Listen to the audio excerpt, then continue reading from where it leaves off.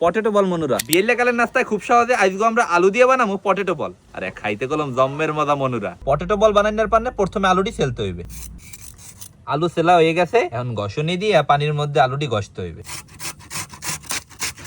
আলু ঘষার পর যেন কালা না হয়ে যায়, এর মানে পানির মধ্যে কলম ঘষতে আছে। আলু ঘষা হয়ে গেছে, এখন আলুটি ভালো করে ধুইতে হইবে। দেখছেন কষের শেষ নাই।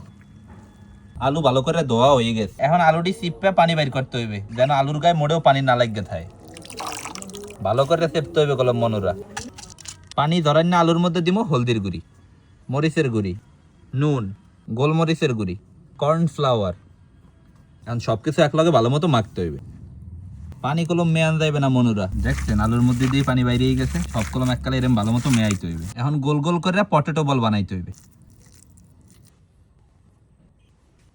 পটেটো বল বানানো হয়ে গেছে, এখন আমাকে গরম তেলে ভাজতে হইবে। পটেটো বল কিন্তু মিডিয়াম তাপে ভাজতে হইবে। এখন আস্তে আস্তে উল্টাইতে হইবে, খেয়াল রাখতে হইবে যেন ভাঙ্গা না যায়। পটেটো বল ভাজা হয়ে গেছে, এখন উড়াই থইতে হইবে। বানানো হয়ে গেছে পটেটো বল, এখন খালি খাইয়ে দেখেন না পালা যে কেমন হয়েছে পটেটো বল মনুরা। একটু খাইয়ে দিয়ে যে কেমন হয়েছে, একটু সস মাইকে লই। বিসমিল্লাহ। আমাকে হলুদটা একটু বেশি হয়ে গেছে, আপনারা একটু হলুদটা কম দেবেন। সব মিলেই খারাপ না, আপনারাও তাহলে বাড়তে পাইয়ে কিন্তু এটা ট্রাই করতে পারেন। হলুদটা বেশি হওয়ার কারণে আমি এটা দিব 10-এ 7।